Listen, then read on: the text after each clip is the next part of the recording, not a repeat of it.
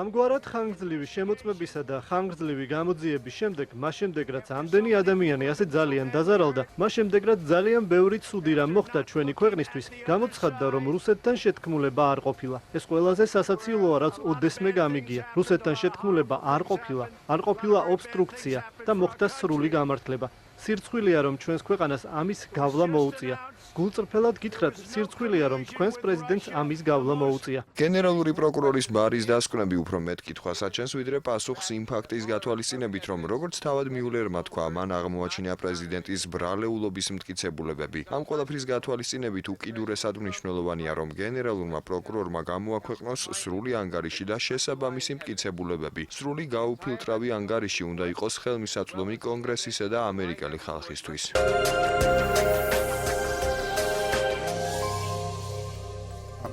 ვაგრძელებთ გადაცემას, როგორც უკვე გითხარით, ჩვენი სტუმარია ვასილ კაჭარავა, საღამომშვიდობის ბატონ ვასილ, დიდი მადლობა, რომ ჩვენთან ერთად ხართ. იქით მადლობა თქვენ მოპატეჟებისთვის.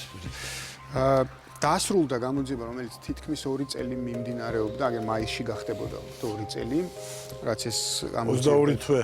22 თვე, როგორც ითქვა, კი ბატონო. რომელსაც უნდა დაედგინა, ქონდა თუ არა კავშირი ტრამპს რუსეთთან იმისთვის, რომ გამხდარიყო პრეზიდენტი. საბოლოო ჯამში ამ გამოძიებამ ყოველ შემთხვევაში ეს ვერ დაადგინა. ეს რაც ვიცით, მათ შორის მიულერის განცხადებისგან, მათ შორის ვილიამ ბარის განცხადებიდან, ელოდით ამგვარ შედეგს. დასაკვირველია ველოდი ეს იყო თავიდან ბოლომდე პროვოკაციული დემაგოგიური ნაბიჯი დემოკრატიული პარტიიდან, რომელიც სამკვდროს ასოციაციოდ გადაეკიდა ტრამპს, ასე ვთქვათ.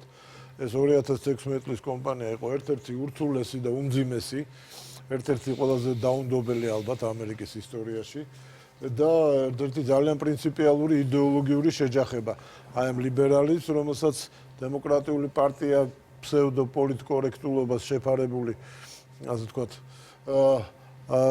წინა პლანზე წევს და უპირისპირდება კონსერვატივს, ტრადიციულ კონსერვატივს ამერიკის შეერთებული შტატების, რომელსაც ტრადიციულად რესპუბლიკური პარტია წარმოადგენს და როდესაც მარცხი განიცადეს, კატასტროფული მარცხი განიცადეს მოულოდნელი მათთვის საპრეზიდენტო არჩევნებზე, იმ დღიდან დაწყებული, უბრალოდ ადრე დაწყებული არა, დაიწყეს იცით ყოველნაირად შევიწროება, ზეწოლა, შანტაჟი და ცილის წამება ამერიკის პრეზიდენტზე, იმიტომ რომ არც ეს ინდობდა კაცმა რო თქვას და ხო გახსოვთ ხილარი კლინტონს უბრალოდ შენი ადგილი ციხეშია, you belong to prison და თუ გავითვალისწინებთ კლინტონის ფონდის რაღაც თელერიგ ოპერაციებს, თლათ ესეც არ არის საქმე არა. ჩვენთან მაინც ლიბერალური იდეოლოგია უფრო მეტია, ეს დასავლური NGO-ები, ჩვენ NGO-ებს აფინანსებენ, უფრო ლიბერალური ტენდენციების არიან ესენი და სრულიად დამალული ამერიკის მეორე ნახევარი არანაკლებ მნიშვნელოვანი, თუ უფრო მეტად მნიშვნელოვანი კონსერვატული ამერიკა, ასე ვთქვათ, ხო? ჯანსაღი კონსერვატიზმი დაარქვეთ, ზომიერი კონსერვატიზმი, რადიკალური, მაგრამ ამერიკის ნახევარი თავდაპირველად ტრამპის მიმართაც იყო სკეპსიზი.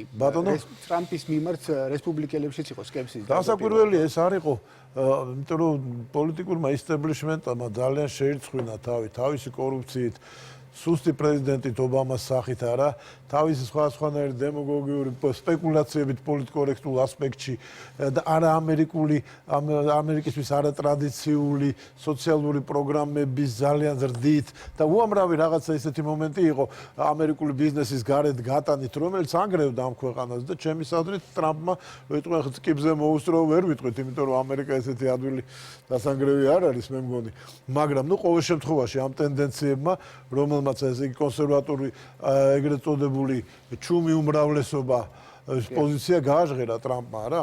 ამიტომ ამის შემდეგ მათ დაიწყეს ყოველად უპრინციპო, ნუ თქვენც ახლა მსოფლიო პროპაგანდის მამა, დედა და ბაბუა იყო იოზეფ გებელსი არა, გიტლერის თანაშემწე და პროპაგანდის და კულტურის სამინისტროს ხელმძღვანელი არა.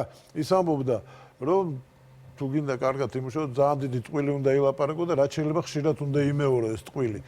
ხო?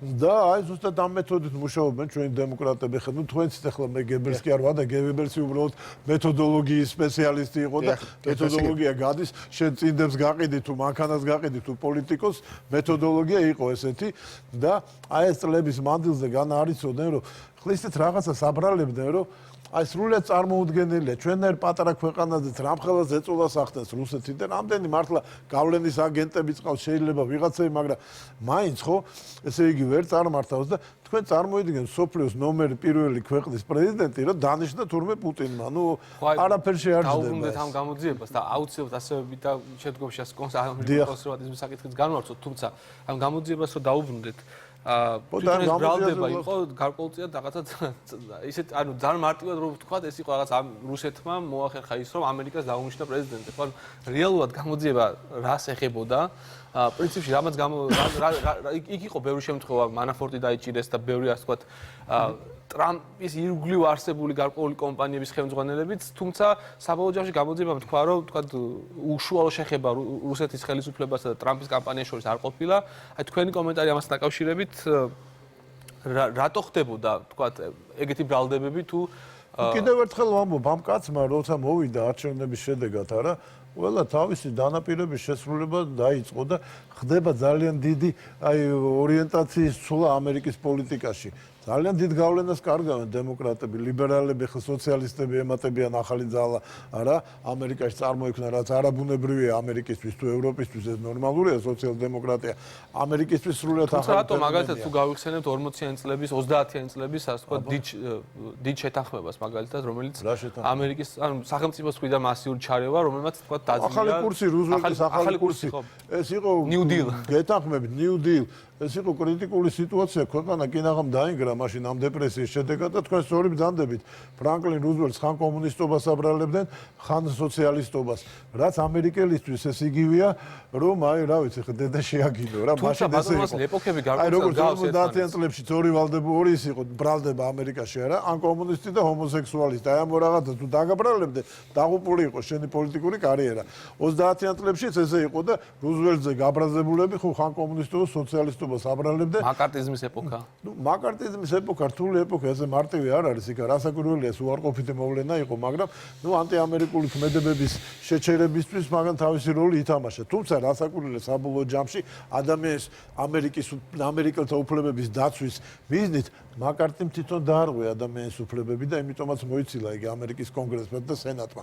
უпростоრეთ არა, იმიტომ რომ ჯორჯ მარშალს დააბრალა ამერიკის გაერთიანებული შტაბების უფროს და საერთოდ ლამის თვითონ ეიზენჰაუერსა თუ რუსეთის აგენტი იყო სახელმწიფო დეპარტამენტზე რო არაფერი გახდა დემოკრატიული პარტიის მეინსტრიმი ერთგვარად თქვა თქვენი აზრით ცხადია ტრამპის დაკავშირება რუსეთის ხელისუფლებასთან. სხვა ვერაფერი ვერ მოუგონდეს და კიდევ ერთხელ მომ გებელსის არ იყოს, ახლა მე ძალიან ცოტა ზედმეტად მომდის, ახლა რაც ამერიკა და სად გებელსი, მაგრამ აი ესეა, უნდა გასვარო შენი ოპონენტი. 2000 მათი ამოცანა 2020 წელს ტრამპი უნდა წავიდეს. ესეთი ამიტომ რა უნდა უთხრა? რაც დაპირდა თავის სამორჩევლებს ყველაფერს აკეთებს. უხისტიკაცია რასაკვირველია, უხეშობაზეც გადადის, მაგრამ ხო იცით როგორც ოკუპანტები ამობენ სრიძი ვალკოვჟიც პაულში ვიწა რა, ამ ოპონენტების ყავს ის ესეთივია. ხო? მაგრამ და ამიტომ ეს ბრალდება, ნუ რა არის, სამშობლოს ღალატს პირდებიან. თქვენ იცით რომ ორ მეფეს მოკვეთეს თავი რა, მსოფლიო ისტორიაში. ჩარლზ პირველს ინგლისში და ლუი მე-16-ს. ვერაფერი ვერ მოუნახეს, კი გაასამართლეს და მხოლოდ როდესაც უცხოეთთან კავშირის დოკუმენტები, მამხილებელი დოკუმენტები იპოვეს, მაშინ მოკვეთეს თავი. ეხლა თქვენ წარმოგიდგენთ ამერიკის პრეზიდენტი, ნუ მოდით ესე ვთქვათ, მსოფლიოს არაოფიციალური დირექტორი აგერ გოლანზე, რასაც უნდა იმას აკეთებს. პრინციპში, არა, ის კაცი უცებ თურმე პუტინის ჩვენ გახსოვთ საქართველოში იყო 90-იან წლებში და მოდა რომ ვიღაცა ვინც არ მოგვეწონებდა კრემლის აგენტობას აბრალებდნენ, ხო? 90-იანში დღეს ხო დღესაც ხო მე წავიკითხე ძალიან გაბრალებენ თქვენ ტელევიზიაზე ახლა მასონები ხართ თუ კომუნისტები თუ ვინა ხართ ხო და ერთი სიტყვით ნუ ესეც სხვათა შორის უსუსურობის ნიშანია არ გეწყინოთ და თქვენ ის როგორც ყველა სხვა პრობლემები გაგაჩნიათ და შეიძლება საქმიანად და მით უმეტეს ჩვენი არხი ხართ ხო თქვენ არც რუსთავი ხართ არც იმედი კერძო არხებია ჩვენი არხი ხართ და ყველა ჩვენთანაც გული გტკივა და გვინდა რომ თქვენ ერთად ვიყოთ და მაგრები იყოთ კი არა სუპერ მაგრები და ალბათ ხართ და გახტებით კიდევაც ამიტომ კრიტიკა მესმის მაგრამ ის კრიტიკა რაც არის აბსურდი და საკურველია. ის არის კრიტიკა, ნუ ხულიგნური კრიტიკა. თუმცა მოდი რა თქვა თქვენ ახლა წავიდა საუბრები და იგივე საკეთებენ ამ ტრამპის მიმართ, რომ წარმოიდგინეთ ამერიკის პრეზიდენტი არის სამშობლოს მოღალატე. თუმცა ბატონო ვასილ და რაღაცები ხო გახსოვთ იგონებდა რომ ესე იგი პუტინმა ტრამპი როდესაც მოსკოვში იყო როგორც ბიზნესმენი წაიყვანა და რუს მეძავებში დრო ატარებინა ხა ტრამპს 15 შოუ თელი ამერიკის საუკეთესო ქალები მის განკარგულებაში იყვნენ ასე თქვა კი შოუებიდან გამომდინარე კი სამი ულამაზესი ცოლი და როგორმე რუსის აყვარლებსაც გაიჩენდა თუ მოინდომებდა ხო და თქვენიც ძალიან ძვირად დაუждდეს მეძავებთან და პორნო ვარსკვლავებთან ურთიერთობა ხო რობერტ სხვათა შორის აქაც გაჟღერდა კვლევაძიებაში თუმცა ობიექტურობისთვის რომ ვთქვათ ამ გამოძიებამ თქვა ის რომ თქვა ტრამპის კამპანიას ოფიციალური კავშირი არ ქონია ცხადია რუსეთის ხელისუფლებასთან თუმცა აღმოჩნდა ის არ აღმოაჩნდა რუსეთთან თუმცა გარკვეული ასე ვთქვათ კავშირი მაგაშია მთელი ინტერნეტ შეტევები დაფიქსირდა და გარკვეული ადამიანები პასუხისგებაში მიეცა რუსეთი თავისას მოქმედებს როგორც იტყვა თავისას აწვება ახლა სამათი რა რუსეთი ყველა წინააღმდეგ გიბრძვის არა თავის სტრატეგიულ უკან დახევას ესეთი პატარ-პატარა ტაქტიკური ეს საქართველოს უკრაინა რა არის რუსეთი კარგავს თავის იმპერიას და ესეთი პატარ-პატარა ომებით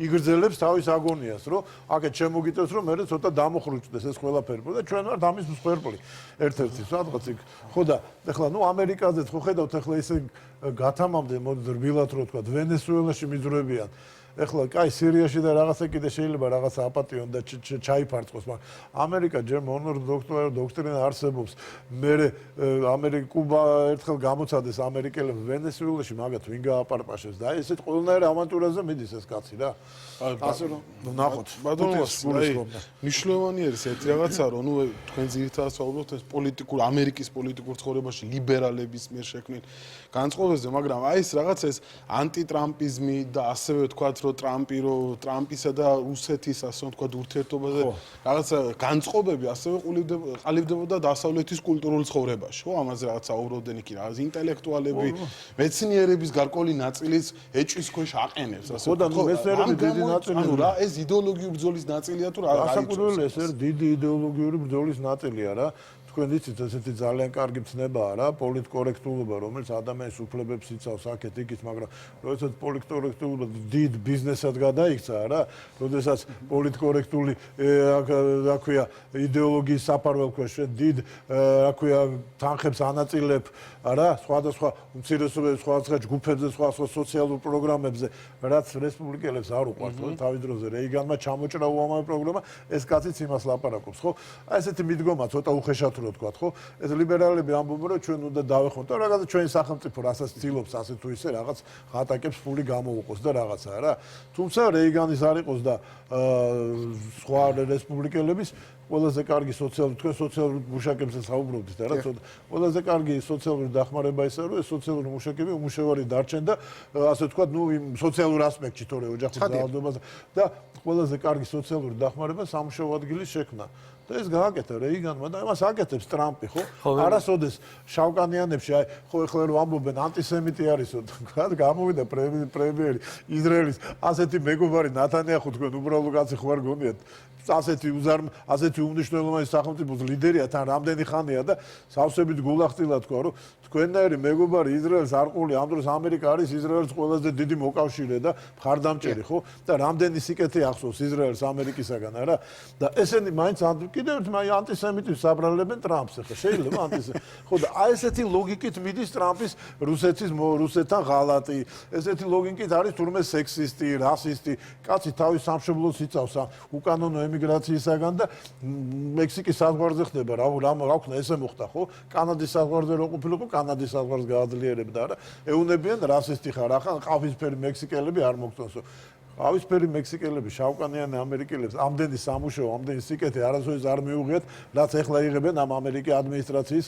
ქვეშ მაგრამ აი ეს არის რა აქეთ შეედავე და როგორცა დამოიწყოს ქართული აღარ მეკერკებაო როგორც კინოში გაღმა შეედავე და შემოგიდა აი ესე მიდის უპრინციპო შედავება მე კი არ მინდა თქვა რომ უცოდველია როგორ არის უცოდველი შეცდომებიც აქვს გადაცდომებიც აქვს ზოგჯერ ეს ტვიტერზე საკმაოდ სწრაფი ემოციური განცხადებები რაც ალბათ ჩემის აზრით არ უნდა აკეთებდეს პრეზიდენტი ხო ასე მაგრამ და უამრავი კიდე სხვა რამ მაგრამ ეს მათი მხარეს ესენი არიან სულ პროსტრაციაში და ისტერიკაში დემოკრატები ხედავენ არჩევნები წაგებული აქვს ხო ეხლა პარტიას ესეთი რო იტყვიან ტროვას ცხენი შეეპარა ამ ანდერსის სახით, სოციალისტის სახით და როგორია ის კოზირიმისა წარმოიდგენ ტრამპს, რომ დემოკრატებს ეთქვენ თქვენ ხართ სოციალისტების პარტია, ეს დრაზეა ლაპარაკი, რა უნდა იმას ხო არ ნიშნავს ეშინიათ ის რომ ტენდენციების გაძლიერების. იმიტომ ეხლა მაგალითად ბოლოსაც წავიკითხე მსოფლიო ეკონომიკური ფორუმის ვრცელი სტატია იყო millennials, ესე იგი,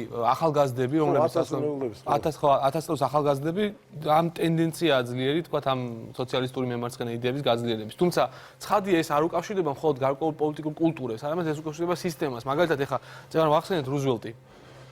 დაახლოებით აი ეპოქები რო შევადაროთ, გარკვეული ტიპის მასშტაბის კრიზისი მოხდა, რაც დიდი დეპრესია იყო, იგივე 2008 წელს, ხო?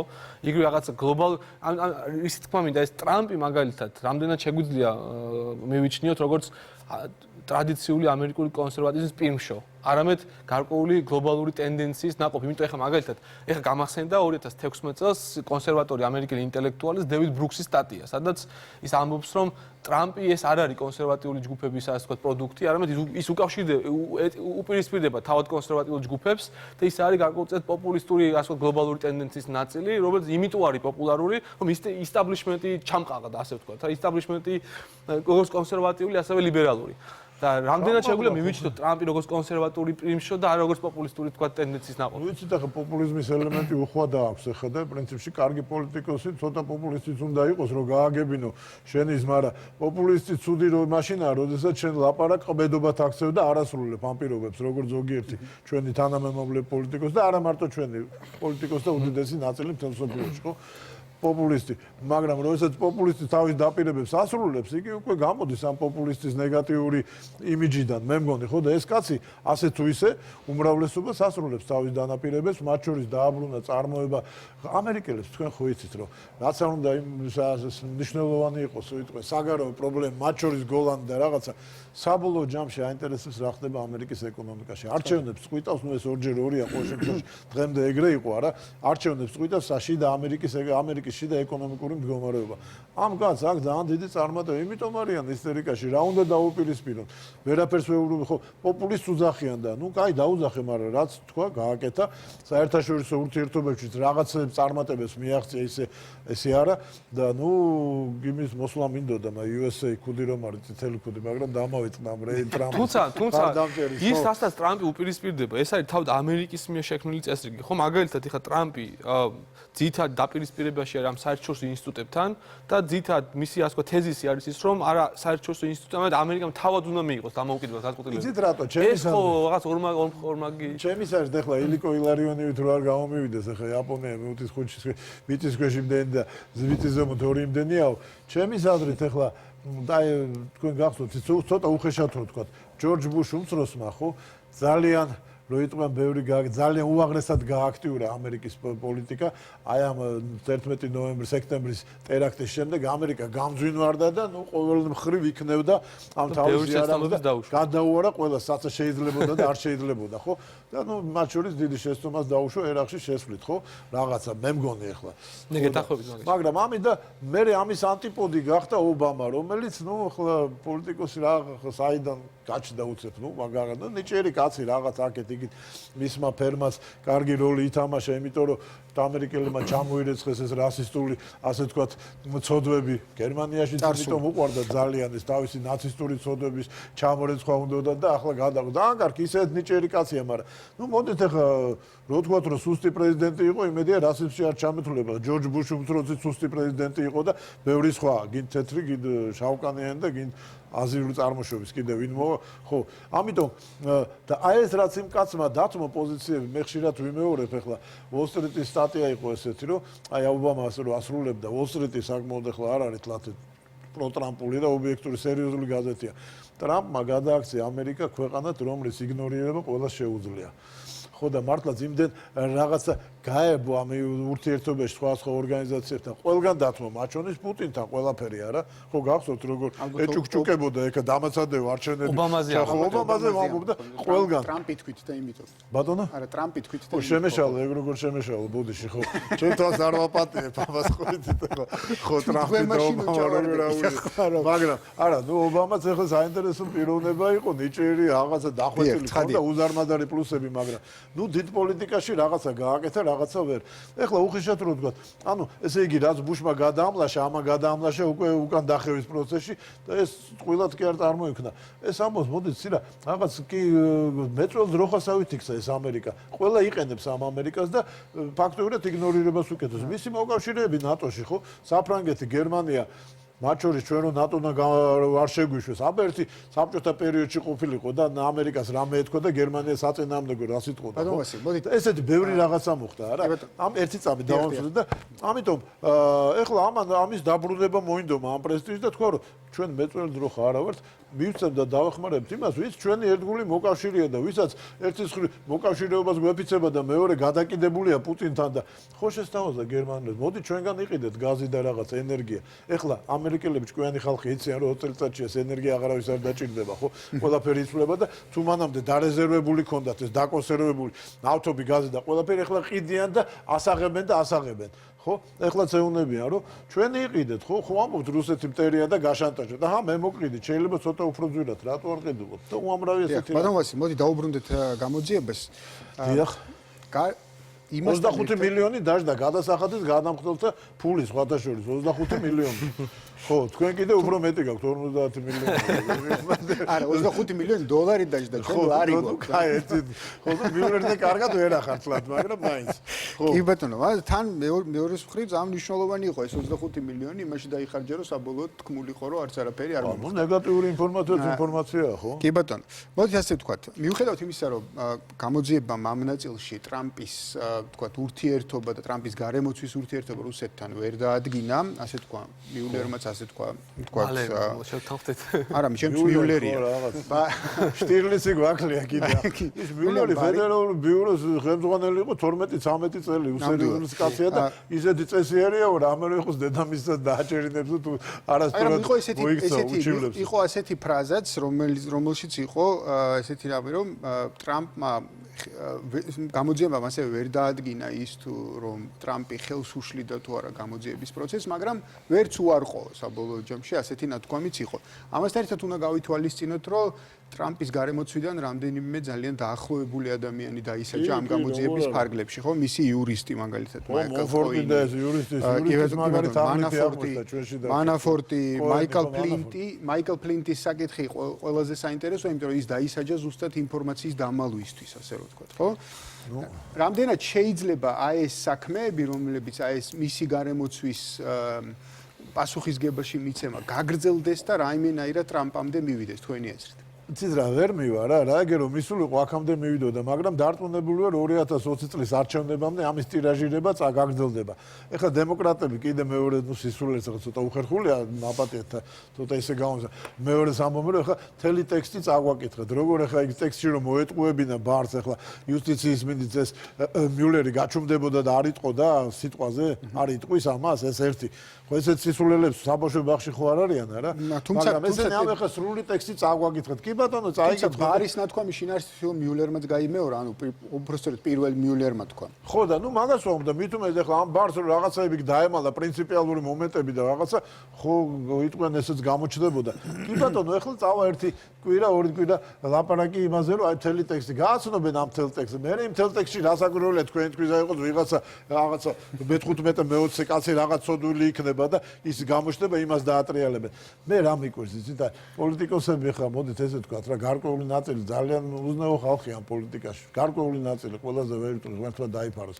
და აი ეს ჩემი აზრით დაადასტურდა გახსოვთ კავანო იყო უმაღლესი სასამართლოს წევრი. ნიშნულოვანი ხო, რომელზეც აბრალებდა ქალბატონი 25 წლის წინანდელ რაღაც აბსურდს რომ კი არ გამოუპატიურაო, მიპირებდაო, მე მგონიო. და ამის გამო კაცი კინაღამ ოჯახი დაუნგრიეს კაცს. ხო, ყველასთვის ნათელი იყო, რომ ეს აბსურდი და ტყვილი იყო, არა? ეს დემოკრატი სენატორები სერიოზული სახებით ლაპარაკობდნენ, რომ აი, გავანო, ნახეთ, ეს რა გაუკეთებია, როცა, წარმოიდგინეთ თქვენ ახლა და არაფერი არ დაადასტურა, ვერავინ ვერ დაადასტურა, რომ პლეიბოი იყო ახალგაზრდობაში, სვავდა და კეიფობდა და ქალებს ეპრანჭებოდა. რა ვიცი, მეც ესე ვიყავ ახალგაზრდობაში, ვცდილობდი ყოველ შემთხვევაში, მაგრამ ხო და ესე სად არის, არა? ამიტომ ეს თუ დანაშაულია და ესეთ აბსურდულზე, ხო, დანაშაულებაზე ამ სერიოზული ხალხი და იგივეს გააკეთებენ ახლა უფრო მეტად ამაზე, ხო? ნუ მაგრამ რამდენიც არ ვილაპარაკოთ, ძალიან გამიხარდა დავწერე კიდევ კოვზი ნაცარში ჩაუვარდათ, ხო და ესე მოხდა. ამიტომ გასაკვირველია 2020 წლამდე ხე კიდე იყვნენ მონფორტის ბებიან ბიცოლას ვიღაცა რუსი ყავდა მეგობარი და ასე თქვენი აზრით, აი ეხა ამ შედეგით ტრამპმა 2020 წელს მოიგო არჩევნები.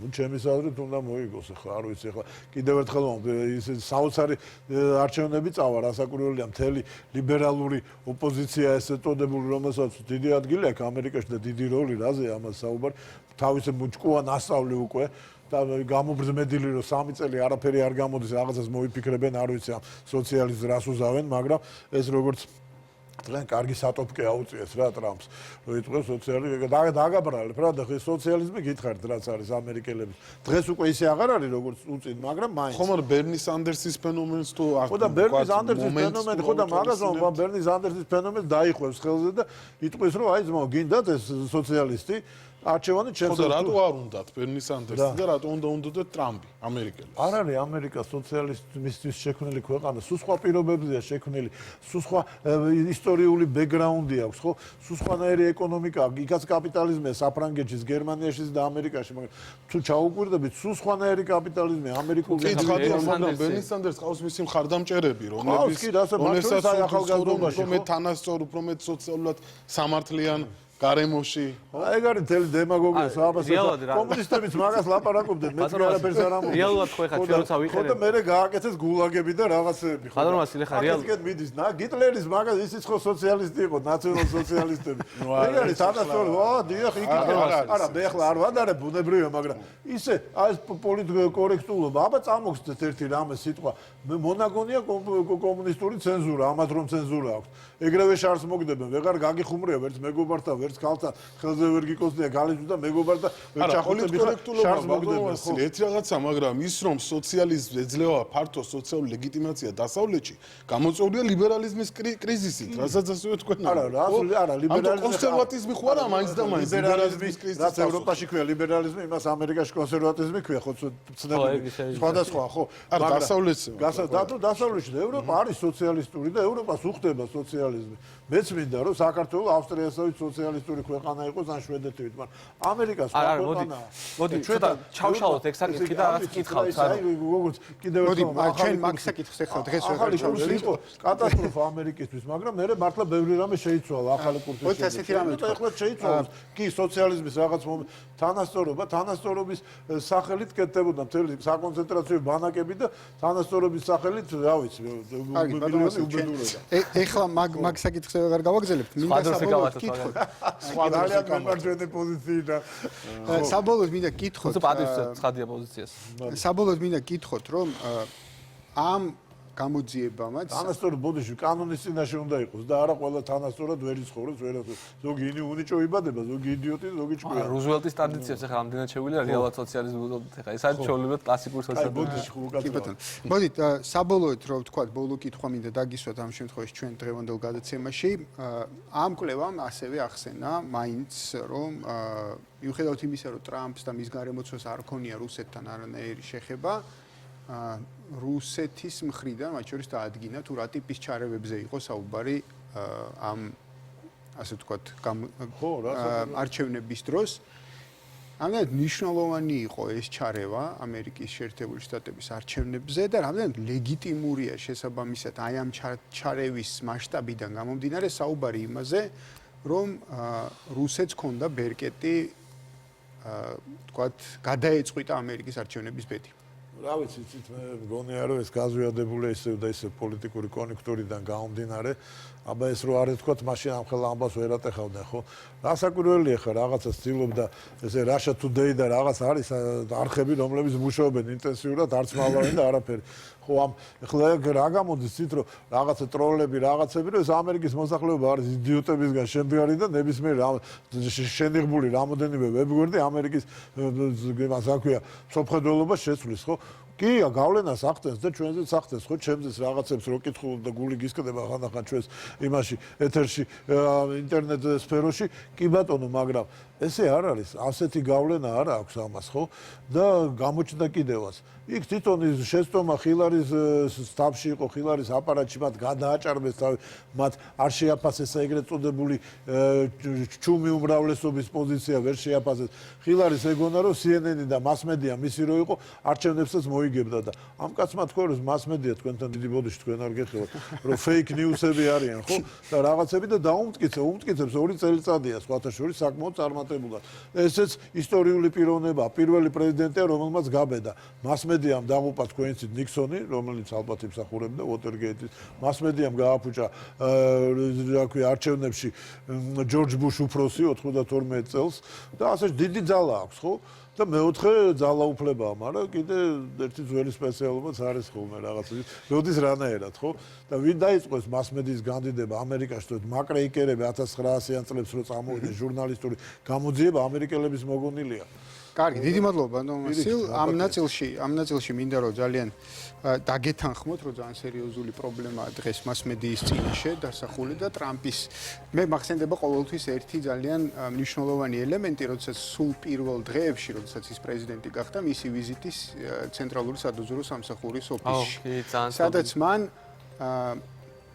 CNN-ს თუ არ ვცდები მაშინ CNN-ს იმ საზოგადოების თვალწინ უწოდა fake news-ი და დაიმსახურა საკმაოდ სერიოზული ოვაციები ცენტრალური სადაზვერვო სამსახურის ოფიცრებისგან. ადამიანებისგან, რომლებიც ძალიან კარგად იციან, რაში გამოიყენება მასმედია. და ეს ჩემი აზრით ძალიან კარგი სიგნალი იყო, ძალიან მნიშვნელოვანი სიგნალი იყო მედიისთვის, რომელიც მე მგონი ვერ გაიგო. არა, ვერა.